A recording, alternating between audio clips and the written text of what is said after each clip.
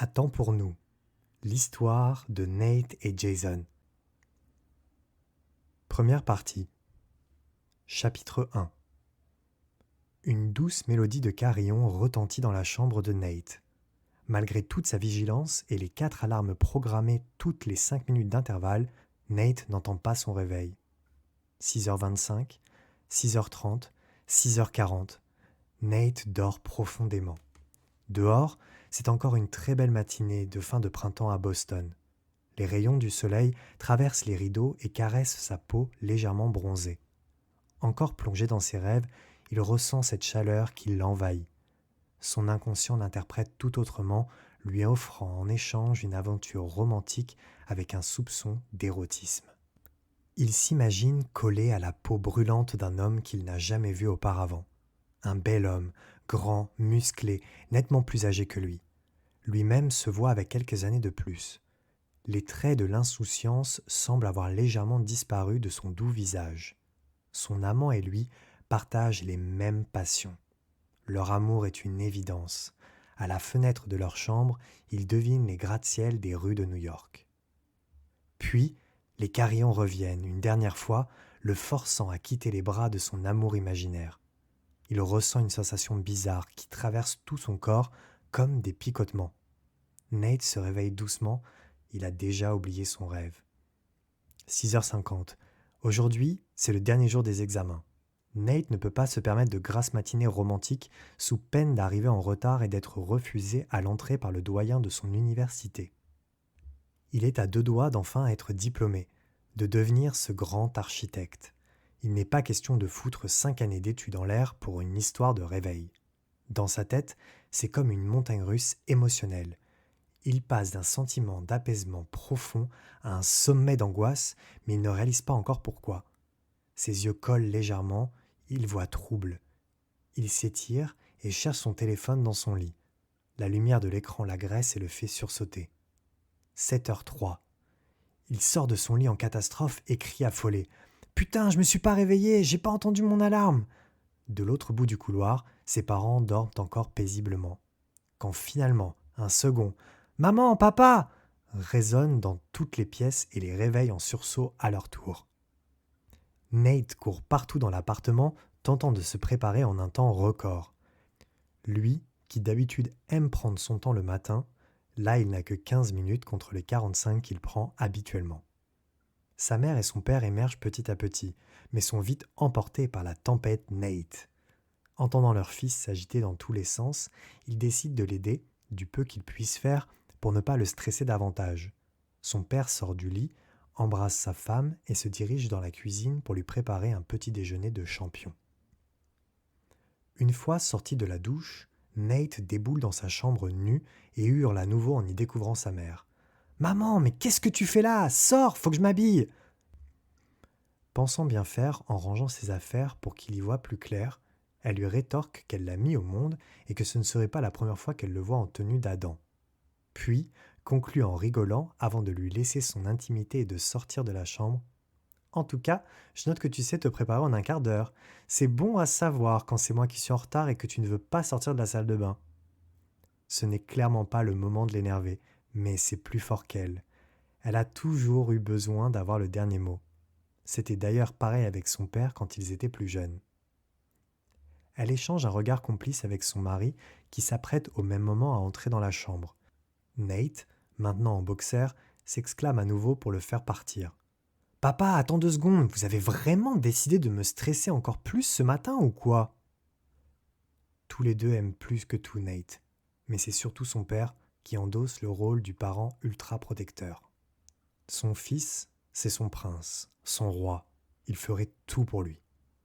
Son père, conscient de l'importance de l'intimité d'un jeune homme de 23 ans, attend quelques secondes et toque à la porte avant d'entrer dans sa chambre. Nate sort un t-shirt rouge, sa couleur porte-bonheur, qu'il trouve en boule dans un tiroir. Son père lui propose de lui repasser, mais il refuse, n'ayant clairement pas le temps de s'offrir ce luxe. Chaque minute est comptée. Il attrape le premier jean qu'il trouve dans son dressing, lasse sa paire de Converse et finit de ranger son sac. Le père de Nate dépose le plateau sur son bureau. un verre de jus d'orange et une tartine de beurre de cacahuète avec de la confiture de fraises. Nate l'engloutit sans même en savourer le goût, la bouche pleine, et lui lâche un « Merci pas ». Sa mère les rejoint avec les cafés. « C'est bon, je peux rentrer cette fois, le petit oiseau est caché ?» rigole-t-elle. « Vas-y maman, tu m'as saoulé !» répond Nate, faussement énervé. De façon discrète, ses parents échangent un doux regard complice. Ils s'amusent de la situation, se rappelant leurs années de fac et leurs propres examens. La fac. C'est là qu'ils se sont rencontrés, 25 ans plus tôt, à New York. Leurs plus belles années, à les écouter. Ce que Nate a du mal à concevoir, vu le stress et le travail que cela représente. Mais bon, tout ça est bientôt terminé. Et si tout se passe bien, il aura tout le temps de le réaliser plus tard quand il travaillera à son tour. Dis-toi qu'à midi, tout ça ce sera fini. Tu seras en vacances pour 3 mois, tente de le rassurer son père. Vacances? Enfin, façon de parler, papa, hein. Mais oui, je sais, mais c'est trop de pression, j'en peux plus. Ça va aller, mon fils. C'est normal d'être stressé. C'est bien. Ça veut dire que tu te soucies de ce qui va t'arriver. C'est positif. Ouais, faudrait que j'apprenne à être moins positif et moins stressé pour tout. Tiens, une bouteille d'eau et un petit sandwich, mon chéri, au cas où tu auras un petit creux, ajoute sa mère. Merci, mam. Puis, laissant ses 2 parents dans sa chambre, il leur lance tout de même un Love you guys sans se retourner et claque la porte de l'appartement derrière lui. De l'autre côté, sa mère et son père se regardent droit dans les yeux. Ils n'ont pas besoin de dire un seul mot et courent dans leur chambre comme 2 adolescents. Ils sont déterminés à profiter de ces quelques heures de tranquillité qu'ils ont, rien que pour tous les deux. 7h25. Nate attend que l'ascenseur arrive. Il sort son téléphone et désactive le mode avion. Des dizaines de messages de son groupe d'amis s'affichent sur l'écran d'accueil. Tout le monde se demande où il est. Ils avaient tous rendez-vous au Starbucks à côté de l'université il y a déjà plus de 10 minutes. Clairement, c'est raté pour les rejoindre.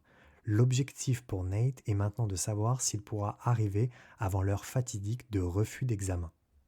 Il textote en quelques secondes. « Désolé, rendez-vous à 50 devant BCU, je me grouille. » Dans la foulée, son message est liké de 3 pouces vers le haut. Personne n'ose lui répondre, ne voulant pas le stresser davantage. Ils savent à quel point il est anxieux de nature. Un petit 1 apparaît également sur l'application iMessage. Il l'ouvre et y découvre un SMS de Dan. À ce moment, un flash le traverse. Cette notification déclenche en lui les souvenirs de son rêve. Il se revoit aux côtés de ce bel Apollon blond avec en arrière-plan l'architecture moderne et imposante de la Big Apple. Étrange, ce bel homme à ses côtés ne ressemble en aucun point à son petit ami actuel, le fameux Dan. Nate s'est-il inventé un amant imaginaire? Une histoire d'amour dans ses rêves? L'idée l'amuse. Message de Dan. Désolé pour ce soir, je vais pas pouvoir vous rejoindre au bar. Je pars à 6h demain. Ciné à la place? Comme ça, je rentre pas trop tard. Petit trèfle en emoji pour aujourd'hui, Dan. Dan, comme à son habitude, doit partir de Boston pour le boulot tôt le lendemain et change ses plans à la dernière minute. Sans vraiment lui laisser de choix, il transforme ce qui devait être un beau programme de soirée de célébration en une simple séance de cinéma after work avant que chacun ne rentre chez soi. Dan et Nate sortent ensemble depuis 6 mois tout pile aujourd'hui. Ce soir, ils devaient fêter la fin des examens avec les amis de Nate et leur premier anniversaire de couple. Nate attendait particulièrement la seconde partie de soirée. Une belle nuit romantique rien que tous les deux. Mais, à la lecture de son message, il semblerait qu'il en sera tout autrement et beaucoup moins excitant. Nate est blasé, pour ne pas dire extrêmement saoulé. Déjà qu'il annule leur soirée d'anniversaire sans essayer de se rattraper, mais en plus de ça, il lui balance un emoji en guise de soutien pour ses examens. Il m'a pris pour qui, sérieux, son pote? Pense-t-il à haute voix. Nate accroche à son message un pouce vers le haut, sans prendre la peine d'y répondre. Il quitte l'application et ouvre Apple Music pour écouter pour la dernière fois, si tout se passe bien, sa playlist Archie Promo 24. Les portes de l'ascenseur s'ouvrent, Olivia Rodrigo se lance dans ses oreilles. Nate a moins de 30 minutes pour arriver à l'université de Boston qui se trouve à un peu plus de 10 blocs de chez lui. Il doit prendre une décision, et vite, pour ne pas davantage aggraver son retard. Très pragmatique dans l'âme, il étudie toutes les options qui s'offrent à lui. La première, prendre le tram sur Boylston Street. La seconde, commander un Uber, mais à cette heure-là, un choix plutôt risqué. Ou la troisième, courir au risque d'arriver en sueur et en retard. Il écarte très vite l'option 2 et 3 et regarde dans son portefeuille s'il a bien sa Charlie Card avec lui, s'avançant en direction de la station. C'est une magnifique journée ensoleillée, sous un ciel sans nuages. Ici, pas de building qui vous empêche de profiter du beau temps. Il marche le long de la rue pavée rouge terre battue. S'il s'était réveillé plus tôt, il aurait aimé en profiter et se rendre à BU, Boston University, à pied. Devant lui, l'entrée de la station de Copley tout en vert. Il dévale les escalators, s'excusant auprès de tous les voyageurs qui ne tiennent pas leur droite et passe le tourniquet. Une fois sur le quai, une voix annonce l'arrivée du tram B. C'est direct jusqu'à l'université. Nate sort de la station Boston University Central. L'université de Boston, BCU, impose son paysage avec ses bâtiments historiques en briques rouges mélangés aux structures modernes en verre et en acier. Sur le parvis de l'université, devant l'emblématique chapelle March Tower, il remarque tout de suite à travers la foule d'étudiants Olivia, Sam et Joe qui l'attendent. La scène est digne d'une comédie américaine pour adolescents. Le quatuor d'amis tient la pose au centre de la place bondée d'étudiants. Pourtant, on ne voit qu'eux avec leur style vestimentaire qui dénote de celui des autres étudiants. Une scène digne d'un film des années 80-90, très The Breakfast Club. Leur dernier contrôle débute dans 20 minutes et finalement, Nate n'est pas tant en retard que ça. Plus de peur que de mal. Il s'excuse et les prend dans ses bras en guise de bonjour. « Ça va ?» lui demande son amie Olivia. « Tu as l'air saoulé, on dirait. Tu sais bien que ça va aller, c'est presque une formalité. Et après ça, à nous la liberté. » Non, mais ça n'a rien à voir avec l'examen, c'est Dan, bref, je te raconterai, mais il y a un truc, je sens pas. Oh là là, qu'est-ce qu'il a fait encore celui-là? Bon, te prends pas la tête, n'y pense pas, tente-t-elle de le rassurer. Je te préviens, tu nous dois une tournée de pinte ce soir pour t'excuser de ton retard. Balance son autre pote Sam avec un grand sourire. Nate acquiesce et sourit à son tour. Se retrouver auprès de ses meilleurs amis, entouré de leur énergie, lui fait oublier instantanément le comportement de Dan. Ce n'est pas la première fois qu'il lui fait ce genre de coup. Il compte bien lui faire la réflexion ce soir. Alors qu'il traverse les pelouses en direction de l'est du campus, Nate répond aux 10 messages de ses parents qui en ont terminé avec leurs ébats amoureux, ce qu'il ne sait pas bien heureusement pour lui, et qui s'inquiète à nouveau de savoir si leur fils est arrivé à temps. Il n'a pas d'autres messages, évidemment, il active donc le mode avion et entre dans la salle de classe. « Allez, bonne chance les gars, dans 3 heures, la liberté !» lance Olivia, accompagnée d'un clin d'œil à Nate. Quelques heures plus tard, ils ressortent tous en criant et en joie dans les couloirs. Ils sont exténués par la semaine qu'ils viennent de vivre, mais peuvent enfin souffler. Ils ne prennent pas le temps de débriefer de ce dernier examen que leur professeur vient de leur faire passer. Ils s'attendaient à quelque chose de compliqué, comme à son habitude, et s'étaient bien préparés.